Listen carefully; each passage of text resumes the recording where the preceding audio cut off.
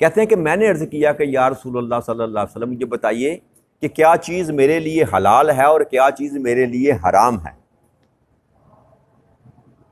تو آقا کریم صلی اللہ علیہ وسلم یہ بات سن کر آپ ممبر پر رونق افروز ہوئے، اور پھر آقا کریم صلی اللہ علیہ وسلم فرمایا کہ نیکی وہ ہے جس پر تمہارا زمین پرسکون رہے، انسان کا اندر جو ہے پرسکون رہے اور دل مطمئن ہو، وہ کام جس پر انسان کا ضمیر مطمئن ہو اور سکون میں رہے اور دل اطمینان میں ہو، اس کو نیکی کہتے ہیں، وہ کام نیکی کا ہوگا۔ اور گناہ وہ ہے جس پر ضمیر میں خلش ہو اور دل غیر مطمئن ہو، خواہ تمہیں مفتی فتوے ہی دیتے رہیں۔ یہ دونوں حدیثیں مبارک میں نے آپ کے سامنے پیش کی کہ حق اور باطل میں، حلال اور حرام میں، نیکی اور بدی میں تمیز کرنے کے لیے اللہ کریم نے انسان کے اندر خود ہی ایک پیمانہ لگا رکھا۔ اب یہ ہماری خود مرضی ہے کہ ہم سیدھے راستے پر جانا ہی نہیں چاہتے، ہمیں یہ میٹھی میٹھی جو زندگی ہے نا یہ پسند ہے، اس لیے ہم انہی باتوں پر اپنے آپ کو راضی کیے ہوئے، اصل دین کو جانچنے کی، پرکھنے کی، اپنی زندگیوں پہ اپلائی کرنے کی کوشش اس لیے نہیں کرتے کہ ہم اس لذت بھری زندگی کو چھوڑنا ہی چاہتے، ورنہ ہمارا اندر تو کہتا ہے نا، جھوٹ بولنے والے کو نہیں اندر اس کا ڈٹولتا ہوگا کہ یار تو جھوٹ بول رہا، کیا ملاوٹ کرنے والے کے ضمیر نے کبھی اس کو نہیں جھنجھوڑا ہوگا کہ تو زیادتی کر رہا ہے؟ لیکن دنیا کی رغبت، دنیا کے مال کی محبت جو ہے اس نے ہمیں اتنا بے بس کر دیا کہ ضمیر اندر سے ہمیں تھپڑ بھی مارتا رہے تو ہم جاگنے کے لیے تیار نہیں۔ جبکہ دیکھیں نا قول مصطفیٰ صلی اللہ علیہ وآلہ وسلم، دو حدیثیں مبارک میں آپ نے فرمایا کہ اگر ضمیر میں خلش پیدا ہو تو یہ گناہ ہے۔ تو اگر آقا نے یہ بیان کیا کہ ضمیر میں خلش پیدا ہوتی ہے تو یہ بات حق ہے کہ ضمیر میں خلش پیدا ہوتی۔ انسان جب برائی کرتا ہے نا، آپ بھی زندگی میں آپ کے ساتھ معاملات ہوتے ہوں گے، میرے ساتھ بھی ہوئے، میں تو فیل کرتا ہوں کہ جب انسان کو غلطی کرتا ہے، کوئی گناہ کرتا ہے نا، تو انسان کا جو اندر ضمیر ہے نا وہ اس کو ملامت کرتا ہے۔ انسان جب بستر پر لیٹتا ہے نا، خیال آتا ہے، یا کئی دفعہ ایسا بھی ہوتا ہے کہ گناہ کرنے کے فوراً بعد انسان کو سمجھ آ جاتی ہے کہ یہ میں نے کیا کر دیا۔ یہ الگ بات ہے کہ انسان پلٹے نہ، اللہ کی طرف رجوع نہ کرے، اپنے گناہوں کی معافی نہ مانگے، یا اس زندگی کو چھوڑنے کے لیے تیار نہ ہو۔ اس کا سبب بھی یہ ہے کہ جب وہ انکل ابلیس جو ہمارے ساتھ چمٹا ہوا ہے نا، وہ تسلی دیتا ہے، تھپکی دیتا ہے، لگے رہو کچھ نہیں ہوتا، اور کچھ نہیں ہوتا، وہ کچھ نہیں ہوتا۔ اور ہمارا جو بیڑا غرق کیا ہے نا، وہ ہمارے اس عقیدے نے کیا ہے کہ جو کچھ بھی کر لیے جائے گا بس بخش لیے جائیں گے، کیونکہ ہم آقا کی امت ہیں، اس لیے ہمیں بخش دیا جائے گا، ہم جنت ہمارے بنائی ہی ہمارے لیے گئی ہے، ہم وارث ہیں جنت کے۔ بھائی اس میں کوئی دو رائے نہیں کہ جنت بنائی ہی ہمارے لیے گئی ہے، لیکن ہم ہی جنت کے وارث ہیں۔ لیکن اللہ کریم نے قرآن کریم میں جنت کے وارثوں کا ذکر بھی تو کیا نا، کہ جنت کے وارث کون ہوں گے۔ وہاں کسی ایک آیت کریمہ میں بھی اللہ کریم نے ایسے لوگوں کا ذکر نہیں کیا جو کم تولتے ہیں، جھوٹ بولتے ہیں، غیبت کرتے ہیں، حق کھاتے ہیں، زنا کرتے ہیں، شراب پیتے ہیں، سود کھاتے ہیں۔ کسی ایک آیت مبارکہ میں اللہ نے ذکر نہیں کیا کہ یہ جنت کے وارث ہوں گے۔ جنت کے وارث وہ ہوں گے جن کی زندگی رضائے الہی میں گزری، وہ جنت کے وارث ہوں گے۔ تو ہمارا حال جو ہے وہ آپ کے سامنے ہے کہ ہم کوئی عمل ایسا نہیں کرتے جو اللہ اور اللہ کے رسول کی جس میں رضا شامل ہو، اور جنت کے ٹھیکیدار بن کے بیٹھے ہوئے۔ اور اس ہمارا بیڑا غرق کرنے میں ہمارے جو سو کالڈ اکابرین ہیں نا اس وقت، جو علماء کرام جو ہیں، جو مال کمانے کے لیے چکر میں جو ہیں وہ غلط قسم کی تعبیلیں اور تعبیریں آپ کے سامنے پیش کرتے ہیں، قرآن کے معاملات میں اپنی مرضی ٹھونستے ہیں۔ دھوکہ انہوں نے دیا کہ جو مرضی کر لو، جھولے لال بیڑے پار، جھولے لال بیڑے پار، بس سال میں ایک دفعہ میلاد مصطفیٰ صلی اللہ علیہ وآلہ وسلم منا لیا کرو، 2 دیگیں پکا کے 11ویں کے دے دیا کرو، تمہارا بیڑا پار ہو جائے گا۔ تو یاد رکھیے ایسی کوئی بات بھی شریعت محمدی میں نہ سمجھائی گئی، نہ لکھائی گئی، نہ بتائی گئی۔ قرآن تو کھول کھول کے بتا رہا۔ تو جب ہم نیکی کرنا ہی نہیں چاہتے اور ہم الزام کسی اور پر لگا دیں، نام کسی اور کا رکھ دیں، اپنے آپ کو کبھی ٹٹول کر ہم دیکھتے ہی نہیں کہ کیا یہ برائی جو میں کر رہا ہوں یہ کس لیے کر رہا ہوں۔ یہ اچھائی کی طرف ہم اگر نہیں جانا چاہتا، بھائی ایک ہے کہ آپ کو خبر نہ ہو۔ اتنے بچے، اتنے کاکے تو ہم نہیں ہیں نا جی، اتنی لمبی زندگی ہم نے گزاری، خیر اور شر کی، اچھائی اور برائی کی، نیکی اور بدی کی، حق اور باطل کی تمیز تو ہمیں ہے۔ یہ جو ہم نے برائی کا راستہ اپنا رکھا ہے نا، یہ خوشی سے اپنا رکھا، ہم نے خوشی سے اپنا رکھا۔ جی فرمائیں، بولیں۔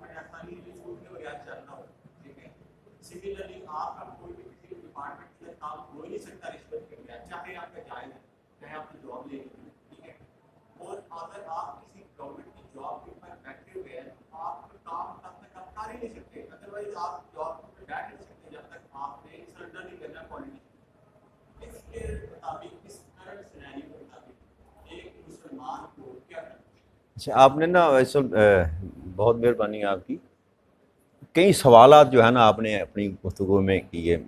جس موضوع پہ میں بول رہا تھا کہ انسان کے اندر ایک ضمیر ہوتا ہے، انسان کے اندر نبی اکرم صلی اللہ علیہ وسلم نے فرمایا دروازہ بند کرنا، کہ جب انسان کو پیدا کیا جاتا ہے نا تو اس کے ساتھ دو اور ہمزاد پیدا کیے جاتے ہیں اس کے، اور یہ متفق علیہ حدیث مبارک ہے۔ ایک ہمزاد جو ہوتا ہے وہ اس کو نیکی کی دعوت دیتا ہے، ایک ہمزاد اس کو برائی کی دعوت دیتا ہے۔ اور اسی طرح انسان کے وجود کے اندر جو اللہ کریم نے روح ڈالی ہوئی ہے نا، یاد رکھیے روح بذات خود جو ہے نا وہ نیک ہے، پاکیزہ ہے، کیونکہ اللہ کریم نے اب نفختہ فی روحی کہ میں نے اپنی روح پھونکی۔ تو روح جو ہے انسان کے اندر جو ہے نا، جو برے انسان کے اندر روح جو ہوتی ہے وہ بھی اس کو پکار کر یہ کہتی ہے کہ یہ کام نہ کر۔ آپ نے کہا کہ خلش نہیں ہوتی، یا کیسے جو غیر مسلم ہے ان کے اندر خلش نہیں ہوتی؟ یہ جو خلش ہے نا میرے بھائی، یہ ہر انسان کے اندر ہوتی ہے، کیونکہ ہم مسلمان ہیں نا۔ میں تو اپنی بات کروں گا نا، غیر مسلم کے اندر کی کیفیات کو آپ نہیں جان سکتے۔ اگر وہ زنا کرتا ہے، شراب پیتا ہے یا برائی کرتا ہے، ایک تو اس کے معاشرے نے اس کو جسٹیفائی کر دیا کہ شراب پینا حرام ہے ہی نہیں، یا زنا کرنا حرام ہے ہی نہیں۔ جب وہ حلال کر کے کر رہے ہیں تو پھر خلش وہاں پہ نہیں ہوگی، لیکن اس کے باوجود اگر آپ ان معاشرے میں دیکھیں، وہاں پر اگر کوئی ان چیزوں کے علاوہ معاشرتی زندگی میں کوئی برائی کرے گا تو اس کے اندر خلش پائی جائے گی۔ اور آپ میڈیا پہ جا کر دیکھیں گے، لوگ جو ہیں آپ کو ویڈیو ملیں گے کہ لوگ جو جب آ کر کیمرے پہ کہتے ہیں کہ میں نے یہ کام کیا تھا، مجھے پھر یہ یاد آیا، مجھے یہ خیال آیا، پھر میں واپس آیا، میں نے پھر معافی مانگی، جو بھی سلسلہ واٹ ایور جو بھی انہوں نے اپنے عقیدے، اپنے قانون کے مطابق، اپنے دین کے مطابق، اور یہ جو جا کر وہ اپنے پادریوں کے پاس جا کر کنفیشن کرتے ہیں، یہ بھی خلش ہی ہوتی ہے انسان کے اندر کہ میں نے ایک برائی کی ہے، ہمارا جو معاملہ ہو رہا ہے اللہ کہتا ہے میری بارگاہ میں آ جاؤ۔ ہمارے اندر جب ہمارا ضمیر جاگتا ہے، ہمیں خلش پیدا ہوتی ہے، تو ہم اللہ کی بارگاہ میں آ جاتے ہیں کہ اللہ مجھ سے یہ غلطی ہوگی، مجھے یہ معافی کر دیں۔ وہ عیسائی پادریوں کے پاس چلے جاتے ہیں۔ تو یہ کہنا کہ خلش نہیں ہوتی، یہ بات نہیں ہے، خلش ضرور اندر ہوتی ہے۔ انسان کو اندر سے، اندر جو انسان بیٹھا ہوا ہے نا، وہ کھٹکھٹاتا ہے انسان۔ دیکھنے والی بات چیز ہوتی ہے کہ یہ بار اس کے اوپر جو فیکٹر کام کر رہے ہیں وہ طاقتور اگر زیادہ ہو جائیں تو وہ خلش دب کر رہ جاتی۔ اور سب سے بڑی جو ہم جب دبے ہوئے ہیں اس وجہ سے کہ ہم اس مزیدار زندگی میں سے نکلنا نہیں چاہتے۔ یہ نہیں ہے میں عرض کروں کہ ملاوٹ کرنے والا، اب جو بندہ صبح رمضان آ رہا ہے نا، صبح ریڑھی لے کر نکلے گا، کھجوریں لے کر آئے گا، وہ 150 روپے پاؤ والی 300 روپے پاؤ بیچے گا، ہے تو وہ مسلم، ہو سکتا ہے اس نے روزہ بھی رکھا ہو، ٹھیک ہے نا جی۔ یہ بھی نہیں ہے کہ اس کو محسوس نہیں ہوتا کہ میں یہ زیادتی کر رہا ہوں، لیکن وہ ظاہری زندگی کا جو مال ہے نا، اور اس کی محبت جو ہے وہ اس پر غلبہ اتنا پا چکی ہے کہ اس خلش کو دبا دیتی ہے، اس ضمیر کو مار دیتی ہے، سو جا سلا دیتی ہے۔ اور پیچھے وہ کار فرما ابلیس بیٹھا ہوا، وہ کہتا کچھ نہیں ہوتا یار خیر ہے، کچھ نہیں ہوتا یار خیر ہے۔ آپ نے دوسری بات کی نا وہ شرک والی، کہ کچھ لوگوں نے بعض شخصیات ایسی ان پر حاوی ہو جاتی ہیں کہ وہ کسی اور کی بات سننے کے لیے تیار نہیں ہوتے۔ یہ ایک علیحدہ میٹر، یہ عقیدے کا معاملہ ہے کہ بعض چیزیں ایسی ہوتی ہیں کہ دیکھیں نبی اکرم صلی اللہ علیہ وآلہ وسلم کی زندگی میں آپ سے بڑھ کر کائنات میں نہ کوئی حکمت والا تھا، نہ کسی کے پاس اتنی دنائی تھی، نہ تدبر تھا، نہ کسی کی بات میں اتنا وزن تھا۔ اس کے باوجود نبی اکرم صلی اللہ علیہ وآلہ وسلم ابو جہل کے پاس بار بار چل کر گئے، لیکن پھر بھی اس کو سمجھ وہ شرک پر ڈٹا رہا۔ تو یہ جو ہے نا کچھ فیصلے رب کریم کی ذات کی طرف سے ہوتے ہیں کہ انسان پنجابی جانتے ہیں مت ماری جاندی، رب نہ ڈانگی ماردا تے مت قولی دے۔ جب ایک مقام ایسا آتا ہے کہ جب اللہ کریم کسی بندے کو رد کر دیتے ہیں نا جی، اب آپ نے عقیدے کی بات کی نا، میں بینگ مسلم بات کر رہا ہوں، میں کسی عقیدے کو ٹچ نہیں کر رہا۔ عقیدہ کوئی بھی ہے، جس عقیدے میں بھی ہے، ایک ایسی حد ہے جب اس حد کو آپ کراس کریں گے تو اللہ کریم آپ کا دامن چھوڑ دے گا۔ جب اللہ کریم آپ کا دامن چھوڑ دے گا تو پھر یہ ہے کہ ہدایت کی طرف آپ کبھی پلٹ کر آ ہی نہیں سکتے، چاہے آپ کے سامنے نبی اکرم صلی اللہ علیہ وآلہ وسلم کی ذات ہی کیوں نہ کھڑی ہو، آپ کو سمجھانے والے بتانے والے کائنات کے سب سے محسن ہی کہ محسن عالم دو عالم ہی کیوں نہ ہو، آپ کبھی ہدایت پر نہیں آ سکتے۔ کیوں؟ اس لیے کہ آپ نے وہ جو اللہ نے حد قائم کی تھی اس حد کو کراس کر دیا۔ اللہ نے فرمایا اب ہدایت تیرے لیے نہیں ہے میرے پاس۔ تو اسی لیے نبی اکرم صلی اللہ علیہ وسلم کو بعض دفعہ کہا جاتا تھا کہ میرے محبوب ان کے لیے اب ہاتھ نہیں اٹھانا، ان کے لیے آپ نے ہاتھ نہیں اٹھانا۔ تو یہ جو آپ بات کر رہے ہیں نا کہ لوگ دیکھتے بھی ہیں، ایک شخصیت پرستی میں آ جاتے ہیں اور شرک کر لیتے ہیں، پھر دوسری طرف پلٹ کر آنے کے لیے تیار نہیں ہوتے، تو یہ سراسر جاہلیت کے سوا کچھ نہیں ہے۔ یاد رکھیے گا، اگر آپ خود کوشش کریں دین کو سمجھنے کی، میں نے لفظ استعمال کیا خود ساختہ ملاؤں نے بیڑا غرق کر گیا ہمارا، اور یہ صرف ایک عقیدے میں نہیں ہے۔ مجھے نہیں غرض اس بات سے کہ آپ کا عقیدہ کیا ہے، میں صرف اتنی بات سمجھا رہا ہوں، میرے سامنے قرآن پڑا ہوا ہے، میں قرآن کی بات کر رہا ہوں کہ یہ ہر مکتبہ فکر میں یہ بات پائی جاتی ہے کہ میرا عقیدہ سچا ہے، اور یہی سب سے بڑا جھوٹ ہے، یہی سب سے بڑا جھوٹ ہے کہ میرا عقیدہ سچا، نہ عقیدہ وہ جو اللہ اور اللہ کے رسول نے بیان کیا، جو قرآن نے بیان کیا۔ اب جو بات اس سے ملے گی وہ سچ ہے، وہ چاہے آپ کے عقیدے میں ہے چاہے میرے عقیدے میں ہے۔ جو بات اس سے نہ ملے گی وہ جھوٹ ہے، چاہے اس کو کوئی بھی کہنے والا ہو، اس کی داڑھی چھوٹی ہو یا بڑا ہو، وہ رفع دین کرے یا نہ کرے، وہ کسی بھی مسلک سے تعلق رکھتا ہو۔ جو بات اللہ اور اللہ کے رسول کے احکامات کے خلاف جائے گی، اس کو ماننے کے لیے وہ تیار نہ ہوگا جس کو علم ہوگا کہ اللہ کا حکم کیا ہے۔ جب آپ خالصتاً بھائی جان لگے ہوئی مولوی کے پیچھے ہیں، آپ کو خبر ہی نہیں، اس نے کیا الحمدللہ رب العالمین، ترجمہ جو مرضی کر دے، جب آپ کو اور مجھے پتہ ہی نہیں کہ الحمدللہ کا مطلب کیا ہے، تو بھائی جان پھر قصور مولوی کا نہیں ہے، قصور میرا ہے کہ میں نے ہی کوشش نہیں کی۔ میں پڑھنے کے لیے، پڑھانے کے لیے اپنے بچے پر ہزاروں کروڑوں روپے خرچ کرتا ہوں، ایم اے کراتا ہوں، ڈاکٹر بناتا ہوں، انجینئر بناتا ہوں، لیکن قرآن پڑھانے کے لیے میں تیار نہیں۔ یہ بھی تو سبب ہے نا۔ تو عقیدے اسی لیے بگڑے ہیں میرے بھائی کہ ہم نے اپنی اولادوں کو عقیدہ پڑھایا ہی نہیں۔ اصل میں عقیدہ تو یہ ہے، میرے سامنے پڑا ہوا ہے، جو 1400 سال پہلے، 1500 سال پہلے نبی اکرم صلی اللہ علیہ وسلم کی زبان اقدس سے بیان کیا گیا۔ جب ہم نے اس کو چھوڑ دیا تو پھر ہمارا یہی حال ہونا ہے۔ نبی اکرم صلی اللہ علیہ وسلم قیامت کے دن اللہ کے سامنے جب پیش ہوں گے تو کہیں گے میرے مولا یہ آیت 19वें पारे में पहले रकू में अल्लाह नबी अकरम सल्लल्लाहु अलैहि वसल्लम का ये मुकालमा अल्लाह करीम ने दर्ज किया कि मेरा रसूल ये कहेगा कि मेरे मौला ये मेरी उम्मत है जिसने मेरे कुरान को छोड़ दिया था। क़यामत के दिन नबी अकरम सल्लल्लाहु अलैहि वसल्लम ये शिकवा करेंगे। तो ये जितने भी असबाब आपको नज़र आती हैं, जितनी वजूहात आपको नज़र आती है ना, ये तकसीम दर तकसीम जो हम हुए पे हैं, उसकी वजह सिर्फ एक ही है कि हमने इसको छोड़ दिया। वातसिमू बिहब्लिल्लाहि जमीअन वला तफर्रकू, इसको छोड़ने की वजह से हम परेशान भी हैं, जलील भी हैं, ख़ार भी हैं। और जब तक पलट कर इसकी तरफ ना आएंगे मेरे दोस्त मेरे भाई, कभी भी याद रखिएगा, कोई भी अकीदा रखता हो वो कामयाब हो ही नहीं सकता अगर कसवटी कुरान के ऊपर उसको ना नापा जाए। अल्लाह ने फरमाया उलाइका अला हुदम मिन रब्बिहिम व उलाइका हुमुल मुफलिहून। अब हमें तलाश ये करना है कि मौला किनको तू कह रहा है कामयाब, कौन हैं वो जो हदायत याफ्ता हैं। तो उसका जवाब मेरे भाई किसी मुल्ला के पास नहीं है, क्योंकि मुल्ला जो है ना, याद रखिएगा, जिसको मैं मुल्ला कहता हूं, उसका पेट है, वो पेट बयान करेगा, वो जिस अकीदे में है, जिस मसलक के साथ वो जुड़ा हुआ है। मेरे भाई बदबख्ती ये है कि वो अपना मसलक ही बयान करेगा, वो अपना अकीदा ही बयान करेगा। जो रफ़ा यदैन करने का कायल है वो रफ़ा यदैन करने की हदीस निकाल कर लाएगा, जो तर्के रफ़ा यदैन का कायल है वो तर्के रफ़ा यदैन की हदीस निकाल कर लाएगा, लेकिन सवा बात करने के लिए को तैयार। जबकि ये मामलात भी फ़रोई हैं, इन फ़रोई मामलात में डालकर इन मुल्लाओं ने अपना कारोबार सजा रखा है और दीन हमें समझाने के लिए तैयार। क़यामत के दिन ये नहीं पूछा जाएगा नबी अकरम सल्लल्लाहु अलैहि वसल्लम की कोई एक हदीस आप नहीं बता सकते, कोई भी नहीं बता सकता कि अल्लाह करीम ये सवाल करेगा कि तूने नमाज पढ़ते हुए रफ़ा यदैन की थी कि नहीं थी की, आमीन ऊंची कही थी कि नहीं की। ये सवाल नहीं हो, पूछा ये जाएगा कि तूने नमाज पढ़ी थी कि नहीं थी पढ़ी। अब नमाज की तरफ लेकर आना चाहिए लोगों को रफ़ा यदैन करता है या नहीं करता, ये इससे तो नमाज पर फ़र्क भी को नहीं पड़ता ना। तो इस तरह के मामला जो मेरे भाई पैदा किए जाते हैं ना, ये पैदा किए गए हैं उम्मत मुसलमा में, ये फ़िरके और ये मन गढ़ अकीदे बनाए गए हैं महज किस लिए, महज कारोबार चलाने के लिए, अपना कारोबार चलाने के लिए। वरना दीन में तो कोई मामला है ही नहीं। नमाज आप जैसे भी पढ़ेंगे ना, मेरे से फतवा ले जाए ना, जो मेरा मुफ्ती ये कहता है कि नमाज जैसी भी पढ़ेंगे आप, कबूल करना और ना कबूल करना उसके पास। कायनात में कोई ऐसा शख्स अल्लाह ने पैदा ही नहीं किया जो कह सके तेरी कबूल होगी तेरी कबूल नहीं हुई। यहाँ तो कोई कहे ना, कोई करे दावा कि तेरी कबूल है और तेरी कबूल नहीं है। तो जब कबूल करने वाली वो है तो वो नहीं देखता कि रफ़ा यदैन की है कि नहीं की, आमीन ऊंची की है कि नहीं की, सजदा कितना लंबा किया कि छोटा किया। वो कहता है मेरी ज़ात वो है जो दिलों के हाल जानती।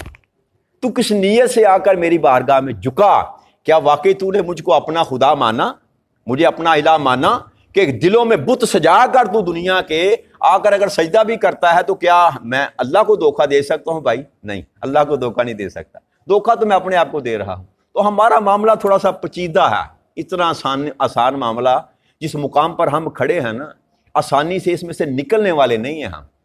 वो कहते हैं कि आम फोड़ी फिंसा हो ना, क्या फिंसी फोड़ा, तो उसको मरहम से दूर किया जा सकता है, पट्टी लगाकर पायोडीन लगा के साफ करके चलो चंद दिनों में इलाज हो जाएगा। लेकिन जब कैंसर हो जाए ना भाईजान, तो उसकी सर्जरी की जाती है। तो जिस मुआशरे में हम रह रहे हैं, हम कैंसर ज़दा मुआशरे में रह रहे हैं, और आम ये बाज़ व तकरीरों से ना ये मामला हल होने वाला नहीं है। ये कैंसर का इलाज जो है ना, ये सर्जरी है, और सर्जरी वो करेगा और ज़रूर करेगा। उसका कानून है, उसका कायदा है, जब सारे दरवाजे बंद होते हैं ना तो फिर उसका दरवाज़ा खुलता है रहमत का, फजल का, करम का। फिर वो फैसला करता है कि अच्छा अब तुम मुझसे नहीं संभालता तो मैं खुद संभाल लेता हूँ।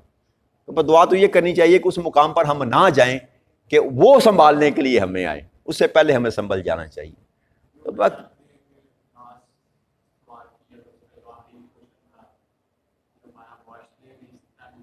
हाँ, आपने जो बात की ना कि रिश्वत है, सूद है, ये सारे मामले जितने भी आप चल रहे हैं ना, मामला असल में ये है, आपने कहा दारुल इस्लाम और दारुल हरब।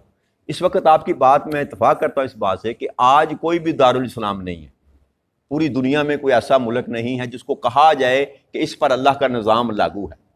बिल्कुल ठीक है आपकी बात, लेकिन बात सिर्फ ये है कि हिजरत कर लेना सिर्फ इंसान की जिस्मानी हिजरत नहीं होती, एक इंसान की रूहानी हिजरत भी होती है। नबी अकरम सल्लल्लाहु अलैहि वसल्लम की हदीस मुबारक है, आपने फरमाया कि आखिरी में एक मेरी उम्मत पर ऐसा दौर आएगा कि जो नेक अच्छे लोग होंगे वो गारों में चले जाएंगे।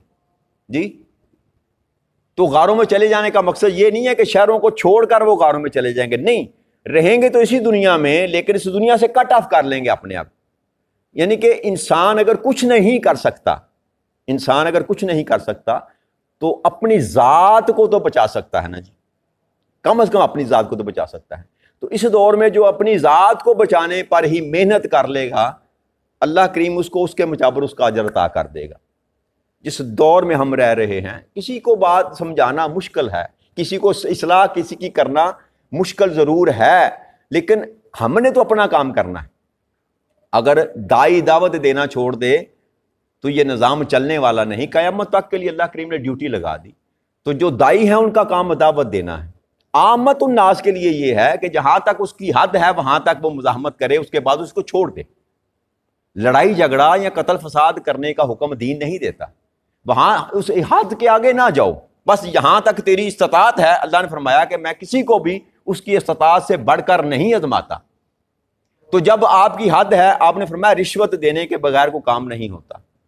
تو یہ بھی یاد رکھیے گا، یہ جو ہے نا راشی والمرتسی کاللہم فی النار، یہ بھی تشریح ہم نے کی۔ کاللہم کا تو لفظ ہی نہیں ہے حدیث مبارک میں نا، ایک بات ہے۔ دوسری یہ ہے کہ رشوت اس کو کہتے ہیں کہ آپ کا حق نہ تھا، آپ کا حق نہ تھا، آپ نے پیسے دے کر لے لیا، اس ایسے مال کو آپ رشوت کہیں گے۔ اگر آپ کا حق ہے اور آپ کو نہیں مل رہا، اور اگر آپ پھر پیسے دے کر لے رہے ہیں تو اس کے لیے تو وہ رشوت ہے، آپ کے لیے رشوت نہیں ہے۔ یہ فرق ہے بریک سا، یہ بتاتے نہیں ہیں علماء کرام، بتانا چاہیے کہ اس معاشرے میں جس میں ہم رہ رہے ہیں، آپ اپنے بچے کا سرٹیفکیٹ بھی لکھوانے کے لیے جائیں نا مارک کمیٹی میں تو وہ لکھا نہیں جائے گا، مجبور ہیں آپ، تو کیا کریں گے، کیا کریں گے؟ لیکن آپ کسی کا حق غصب نہیں کر رہے، آپ اپنا آپ حق لے رہے ہیں نا، تو وہ ذات دیکھتی ہے، وہ جانتی بھی ہے، آپ کے اندر کے حال کو بھی جانتی ہے۔ اور اس پر کئی اکابرین جو ہمارے بڑے ہیں ان کے فتاوا موجود ہے اس بات پر کہ رشوت اس کو نہیں کہتے۔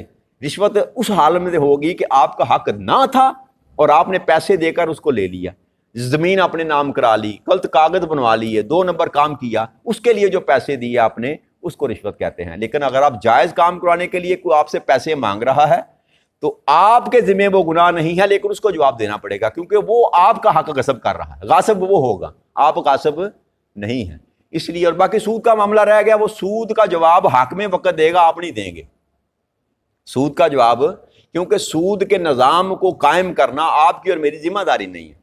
مجھ سے وہ سوال کیا جائے گا جو ذمہ داری مجھ پر ہے، مجھے بچنا چاہیے۔ میں پی ایل ایس اکاؤنٹ نہ کھلاؤں، میں ایسے اداروں میں کاروبار نہ کروں جہاں پر سود کا بزنس ہوتا ہے، ٹھیک ہے نا جی۔ بینک کی جاب ہے، بعض لوگ کرتے ہیں، بعض نہیں کرتے، جو کہتے ہیں کہ نہیں یہ جائز نہیں ہے وہ نہیں کرتے، ٹھیک ہے نا جی۔ تو اگر آپ سمجھتے ہیں کہ یہ معاملہ جو ہے اللہ اور اللہ کے رسول کی نافرمانی کی طرف جاتا ہے، دوسرا راستہ تلاش کر لیں۔ اللہ فرماتا ہے تو آ جا، میں تمہیں وہاں سے دوں گا جہاں تو سوچ بھی نہیں سکتا۔ تو یہ تو انسان کے اختیار میں ہے، انسان کے اپنے اختیار میں ہے کہ فیصلہ اس نے کیا کرنا ہے۔ اسی کا نام بھائی جان سزا اور جزا اسی لیے ہے نا کہ انسان کو سوچنے سمجھنے کی، فیصلہ کرنے کی اللہ کریم نے قوت اور اختیار دیا ہے۔ اگر سارا کچھ ہی وہ کر دیتا، پکڑ کر سیدھے رستے پر بھی لگا دیتا، سارے نظام کو سیدھا صاف ستھرا کر کے رکھ دیتا، تو پھر دوزخ بنانے کی تو اس کو ضرورت نہ تھی نا۔ اس کو بند کر دیں۔